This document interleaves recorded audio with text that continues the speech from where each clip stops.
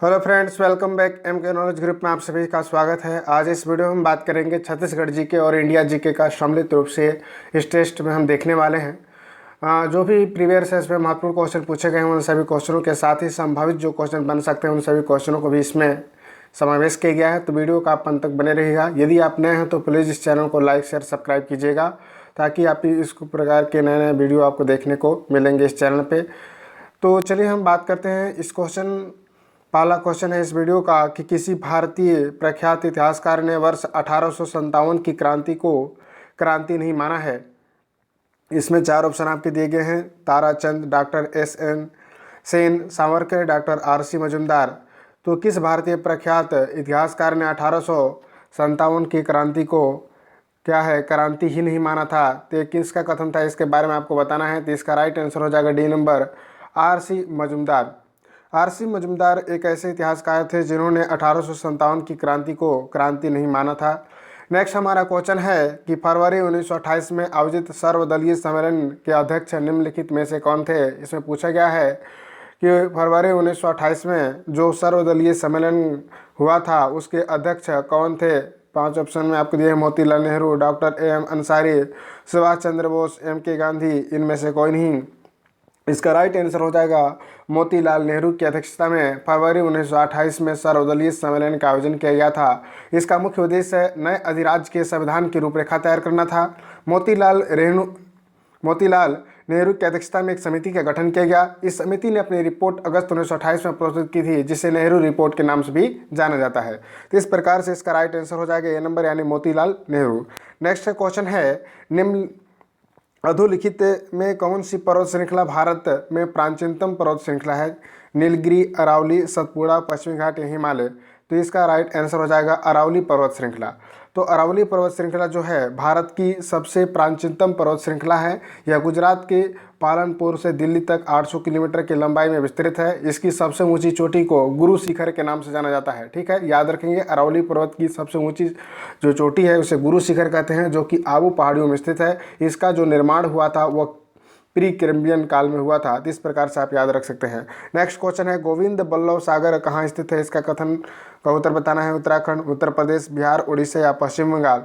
तो इसका right answer हो जाएगा कि गोविंद बल्लभ सागर का निर्माण जो है उत्तर प्रदेश के सोनभद्र जिले में सोन नदी की सहायक रिहंद नदी पर किया गया है। तो इसका राइट आंसर हो जाएगा गोविंद बल्लभ सागर का निर्माण जो है उत्तर प्रदेश के सोनभद्र में किया गया है। तो इसका राइट आंसर बी नंबर होगा। नेक्स्ट हमारा क्वेश्चन है कि खेतड़ी किस लिए प्रसिद्ध है? इसका राइट आंसर बताइए। तो खेतड़ी जो है सभी लोग जानते होंगे, खेतड़ी तांबा के लिए प्रसिद्ध है। इसका राइट आंसर हो जाएगा तांबा, यानी कि इसका ये नंबर राइट होगा। राजस्थान के झुंझुनू जिले में अवस्थित खेतड़ी से तांबा का उत्पादन किया जाता है और खेतड़ी जो है सिंघाना क्षेत्र में तांबा का अनुमानित भंडार जो है 70 मिलियन टन है। तो इस प्रकार से याद रखेंगे। नेक्स्ट हमारा क्वेश्चन जो है, मुरिया जनजाति या मादरी नृत्य कौन करते हैं? तो इसका राइट आंसर हो जाएगा मुरिया जनजाति। इसका राइट आंसर ये नंबर होगा कि जो मादरी नृत्य है वह मुरिया जनजाति के इवागिरी घोटुल का मादरी नृत्य सर्वप्रमुख नृत्य होता है और मुरिया जनजाति बस्तर की प्रमुख जनजाति है। इनका जो मुख्य संकेंद्रण है वह नारायणपुर कोंडागांव क्षेत्र में भी देखने को मिलता है। तो इस प्रकार से आप याद रखेंगे कि मुरिया जो जनजाति है उनके द्वारा जो घोटुल होता है उसमें मादरी नृत्य किया जाता है, जो काफ़ी फेमस होता है और इसका संकेंद्रण जो है नारायणपुर कोंडागांव क्षेत्र में देखने को मिलता है। नेक्स्ट क्वेश्चन है, छत्तीसगढ़ में कथक नृत्य के विकास में किनका योगदान है? चलिए हम बात करते हैं छत्तीसगढ़ में कथक नृत्य के विकास में राजा चक्रधर सिंह का योगदान है। तो इसका राइट आंसर आपका हो जाएगा चक्रधर सिंह। इसका राइट आंसर हो जाएगा सी नंबर, यानी छत्तीसगढ़ में कथक नृत्य के विकास में किनका योगदान है? तो चक्रधर सिंह का है। नेक्स्ट क्वेश्चन है, सरहुल त्यौहार कौन सी जनजाति द्वारा मनाया जाता है? तो सरहुल जो त्यौहार है वह उरांव जनजाति का प्रमुख त्यौहार है। इसके अवसर पर सूर्योदय तथा धरती माता का प्रतीकात्मक विवाह रचाया जाता है। अप्रैल माह के आरंभ में संपूर्ण जनजाति के लोग मुर्गी को सूर्य और काली मुर्गी को धरती माता का प्रतीक बनाकर इनका विवाह विधि विधान के साथ करते हैं। तो सरहुल जो होता है उरांव जनजाति का एक प्रमुख त्यौहार है। उनके अवसर पर ही सरहुल त्यौहार जो है उरांव जनजाति द्वारा मनाया जाता है। नेक्स्ट है, कथा बनाने वाले अनुसूचित जाति कौन सा है? तो इसका राइट आंसर हो जाएगा कथा बनाने वाले अनुसूचित जनजाति जो है खैरवार जनजाति जंगल से प्राप्त उत्पादन से कथा बनाने का कार्य करते हैं। छत्तीसगढ़ में जो खैरवार जनजाति हैं जो जंगल से प्राप्त उत्पादन से कथा बनाने का कार्य करते हैं। नेक्स्ट क्वेश्चन है, जो कि करंट अफेयर से क्वेश्चन पूछा गया है कि भारत में राष्ट्रीय न्याय दर सर्वेक्षण 2011-12 के अनुसार चालू दैनिक स्थिति बेरोजगारी दर क्या था। तो इसका राइट आंसर हो जाएगा कि भारत में राष्ट्रीय न्याय दर जो सर्वेक्षण 2011-12 में अनुसार दैनिक स्थिति बेरोजगारी दर क्या होता है 7.1% था। तो इसका राइट आंसर क्या हो जाएगा डी नंबर। नेक्स्ट है पिछले एक दशक में भारत के निम्नांकित क्षेत्र में से किस क्षेत्र को सर्वाधिक प्रत्यक्ष विदेशी निवेश प्रवाह आकर्षित करता है। तो इसका राइट आंसर आपका हो जाएगा कि पिछले एक दशक में भारत में सेवा क्षेत्र में सर्वाधिक प्रत्यक्ष विदेशी निवेश प्रवाह आकर्षित करता है। तो इसका राइट आंसर आपका होगा प्रत्यक्ष विदेशी निवेश, इसका राइट आंसर होगा। यानी कि पिछले एक दशक में भारत में सेवा क्षेत्र इसका राइट आंसर होगा कि सेवा क्षेत्र जो है वह प्रत्यक्ष विदेशी निवेश में आकर्षित करता है निवेश को। निम्नलिखित में से कौन सा पद की शपथ नहीं लेता है। तो इसका राइट आंसर बताना है कि स्पीकर अपने पद की शपथ नहीं लेता है, क्योंकि वह एक सांसद के रूप में निर्वाचन के बाद प्रथम अधिवेशन में क्या करता है, शपथ ग्रहण करता है, इसलिए स्पीकर अपने पद की शपथ नहीं लेता है। इसका राइट आंसर हो जाएगा स्पीकर। नेक्स्ट क्वेश्चन है निम्नलिखित में से भारतीय संविधान का कौन सा अनुच्छेद प्रसाद का सिद्धांत उल्लेखित करता है। अनुच्छेद 156 जो है के तहत राज्यपाल या राष्ट्रपति के प्रसाद पर धारण करता है। तो इसका राइट आंसर आपका हो जाएगा भारतीय संविधान का जो है अनुच्छेद 156 के तहत राज्यपाल जो है राष्ट्रपति के प्रसाद पर धारण करता है। तो इसका राइट आंसर आपको बताना है। इसका राइट आंसर आपका हो जाएगा नंबर इनमें से कोई नहीं, क्योंकि 156 यहाँ पर नहीं दिया गया है। प्रसाद पर जो पद धारण करने की बात है वह राष्ट्रपति के जो है द्वारा दिया जाता है राज्यपाल को, जिसका अनुच्छेद 156 में उल्लेख किया गया है। नेक्स्ट क्वेश्चन है राष्ट्रपति की क्षमा प्रदान करने की शक्ति का में क्या सम्मिलित नहीं है। तो हम जानते हैं कि संविधान के अनुच्छेद 72 में राष्ट्रपति को किसी व्यक्ति के अपराधों के संदर्भ में क्षमादान की शक्ति है। याद रखेंगे, संविधान के अनुच्छेद 72 में राष्ट्रपति को किसी व्यक्ति के अपराधों के संदर्भ में क्षमादान की शक्ति है। इसके अंतर्गत क्षमा, लघुकरण, परिहार, विराम एवं प्रतिलंबन को शामिल किया गया है। 5 चीज़ें इसके अंतर्गत आती हैं। पहला है क्षमा, दूसरा है लघुकरण, तीसरा है परिहार, चौथा है विराम और पांचवा है प्रतिलंबन। 30 में से कौन सा नहीं है, निरंतरता नहीं है और इसमें क्या है, रोक नहीं है। 30 प्रकार से इसका राइट आंसर क्या होगा। इसका राइट आंसर आप लोग को बताना है। इसका राइट आंसर आपका हो जाएगा ई नंबर। यानी कि इसमें देखिए रोक और निरंतरता का उल्लेख नहीं किया गया है, जबकि जो 72 में अनुच्छेद में किया गया है तो इसमें उल्लेख किया गया है क्षमा, लघुकरण, परिहार, विराम और प्रतिलंबन को शामिल किया गया है। नेक्स्ट क्वेश्चन है भारतीय संस्कृति में निम्न में से किसे अनंग कहा गया है। तो इसका राइट आंसर होगा भारतीय संस्कृति में कामदेव को अनंग कहा गया है। अनंग का अर्थ होता है देह रहित या बिना शरीर का।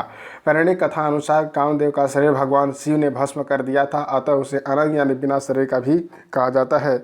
यानी अनंग जो होता है वो कामदेव का परिवारची नाम के रूप में हम जानते हैं। नेक्स्ट क्वेश्चन है निम्नलिखित में से किसे भारतीय परमाणुवाद का जनक कहा जाता है। जिसका राइट आंसर होगा लगभग 2500 वर्ष पूर्व ऋषि कणाद ने वेदों में लिखे सूत्रों के आधार पर परमाणु सिद्धांत का प्रतिपादन किया था। लगभग 2500 वर्ष पूर्व ऋषि कणाद ने वेदों में लिखे सूत्रों के आधार पर परमाणु सिद्धांत का प्रतिपादन किया था। भारतीय इतिहास में ऋषि कणाद को परमाणुवाद का जनक माना जाता है। आचार्य कणाद ने बताया था कि द्रव्य के परमाणु होते हैं। भौतिक जगत की उत्पत्ति सूक्ष्म अति सूक्ष्म कण परमाणुओं के संघनन से होती है। इसके अतिरिक्त महर्षि कणाद ने न्यूटन से पूर्व गति के 3 नियम भी बताए थे। तो इस प्रकार से आप समझ गए होंगे कि भारतीय परमाणुवाद का जनक किसे माना जाता है, तो महर्षि कणाद को माना जाता है। नेक्स्ट है भारतीय संस्कृति के अंतर्गत रीत का अर्थ क्या है। भारतीय संस्कृति के अंतर्गत रीत का अर्थ क्या है। भारतीय संस्कृति के अंतर्गत रीत्य का अर्थ प्राकृतिक नियम से है। इसके अतिरिक्त मुक्ति, मोक्ष, सत्य, प्रकृति आदि के रूप में रीत का प्रयोग किया जाता है। तो इसका राइट आंसर हो जाएगा प्राकृतिक नियम से। प्राकृतिक नियम से है रीत का शाब्दिक अर्थ। नेक्स्ट है तमसो मा ज्योतिर्गम्य कथन है मूलतः। तो भारतीय संस्कृति के अंतर्गत इसे देखेंगे तमसो मा ज्योतिर्गम्य जो है कनान मूल रूप से उपनिषद का कथन है, जिसका अर्थ होता है अंधकार से प्रकाश की ओर चलो बढ़ो। इस कथन के माध्यम से उपनिषद मानव को अपने भीतर के व्याप्त अंधकार से प्रकाश की ओर चलने का वचन संकेत करते हैं। कृष्ण यजुर्वेद से संबंधित अक्षय उपनिषद में महर्षि संस्कृति ने भगवान सूर्य से नेत्र ज्योति को शुद्ध व निर्मल करने की प्रार्थना के दौरान इस कथन का प्रयोग किए थे। तो आप याद रखेंगे तमसो मा ज्योतिर्गम्य का अर्थ होता है अंधकार से प्रकाश की ओर चलो बढ़ो, इस कथन के माध्यम से ये बताना चाह रहे हैं। इसका राइट आंसर होगा जो है तमसो मा ज्योतिर्गमयम् किस उपनिषद से लिया गया है? तो इसका राइट आंसर आपका हो जाएगा ए नंबर, यानी कि उपनिषदों से लिया गया है। तमसो मा ज्योतिर्गम्य है, उपनिषदों से लिया गया है। नेक्स्ट क्वेश्चन है सत्यार्थ प्रकाश के लेखक कौन है? तो सभी लोग जानते होंगे सत्यार्थ प्रकाश नामक ग्रंथ की रचना स्वामी दयानंद सरस्वती ने की थी। इस ग्रंथ में 14 अध्याय हैं। सत्यार्थ प्रकाश की रचना का प्रमुख उद्देश्य आर्य समाज के सिद्धांतों का प्रचार प्रसार करना था।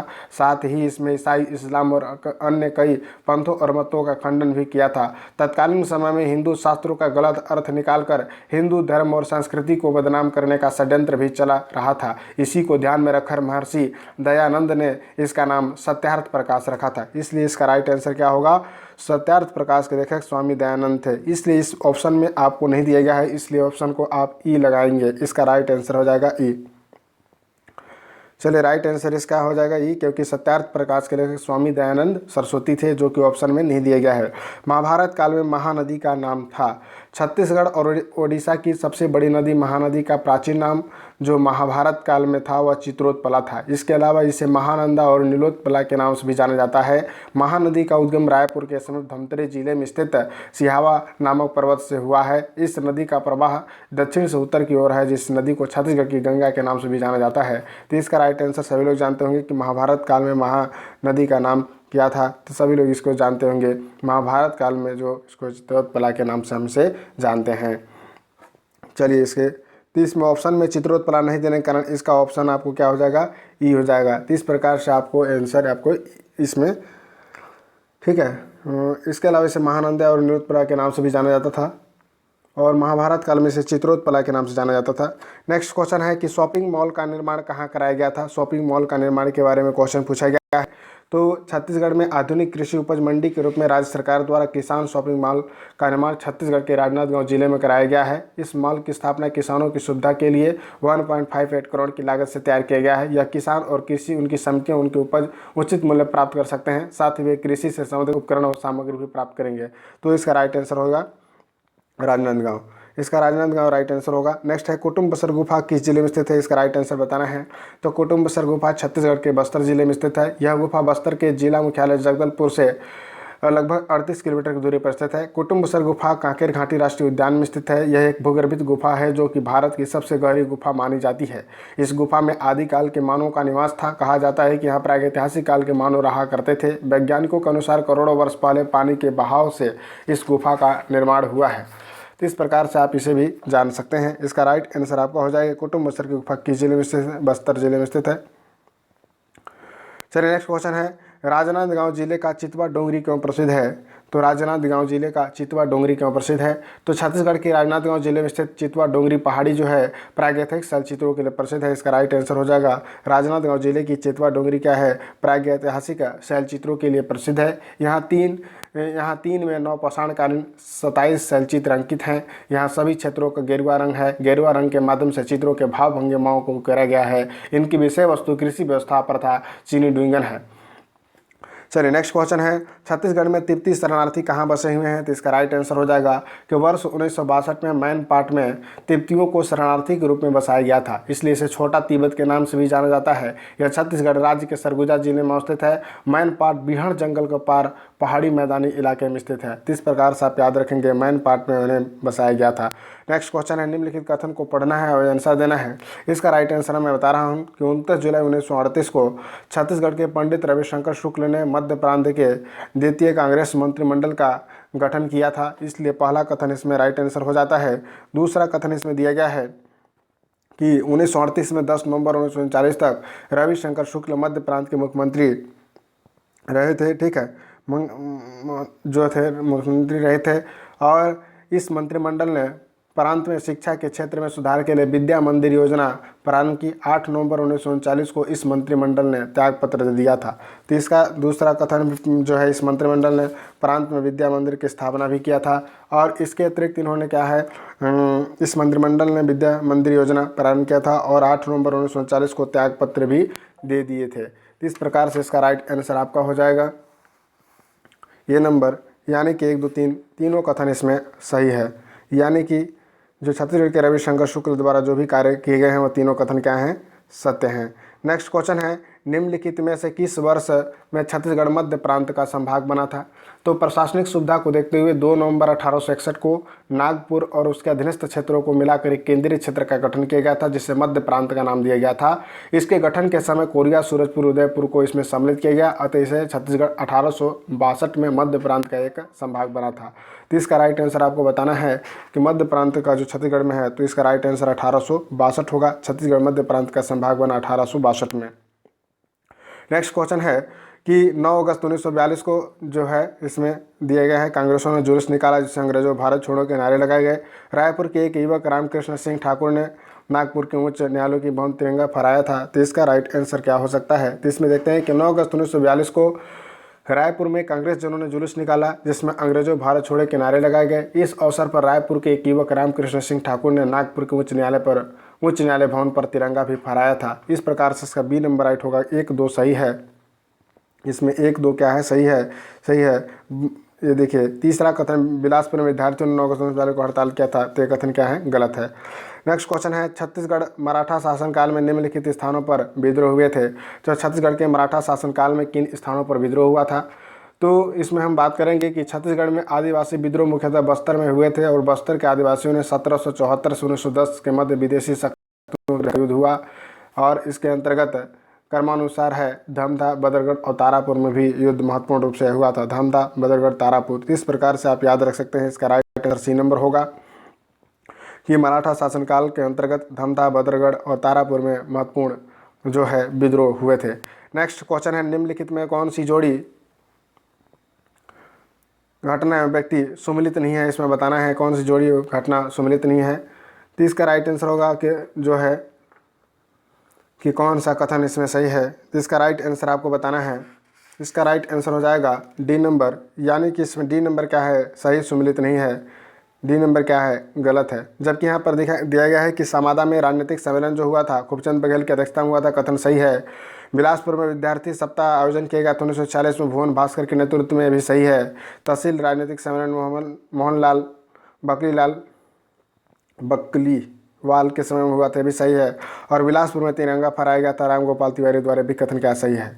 नेक्स्ट हमारा क्वेश्चन है कि 10% नियम किससे संबंधित है? इसका मतलब क्या होता है? तो इसका राइट आंसर हो जाएगा कि 10% नियम के अनुसार जीवों के एक विशेष पोषणगत स्तर के प्रवेश करने वाली ऊर्जा का केवल 10% नियम का पालन किया जाता है। यह लिंडेमान का ऐसा नियम है कि यदि किसी जीव द्वारा जो भी भोजन ग्रहण किया जाता है उसमें केवल जो है 10% के नियम अनुसार जीवों के एक विशेष पोषण स्तर में प्रवेश करने पर वाली ऊर्जा के केवल 10% नियम का ही पालन किया जाता है।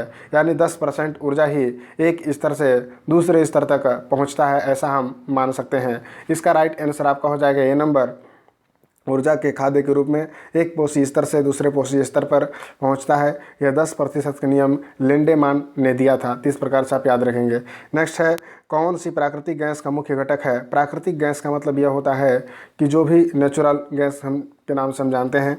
इसका राइट आंसर आपको बताना है। प्राकृतिक गैस कई गैसों का मिश्रण होता है जिनमें मुख्य रूप से विभिन्न गैसें होती हैं, जैसे कि प्राकृतिक गैस क्या होता है? ईंधन के रूप में भी हम प्रयोग करते हैं।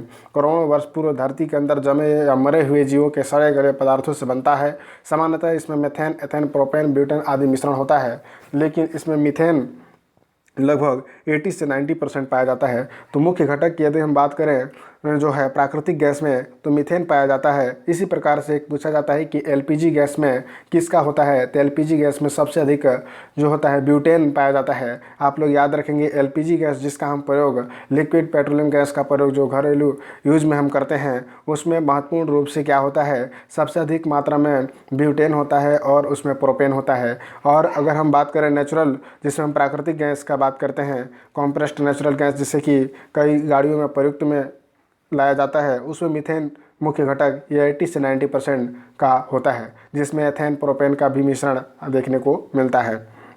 नेक्स्ट क्वेश्चन है, जल गैस है। जल गैस क्या है? जल गैस में हाइड्रोजन 49%, कार्बन मोनोऑक्साइड 45% तथा कार्बन डाइऑक्साइड 4.5%। उसका जो उसमें मान 2500 से 2800 किलो कैलोरी ग्राम होता है। इसके उपयोग हाइड्रोजन और अल्कोहल के निर्माण में अपचायक के रूप में होता है। तो इसमें जल गैस कौन सा है, इसको बताना है। तो जल प्लस गैस, इसमें आपको राइट आंसर आपको लगाना है।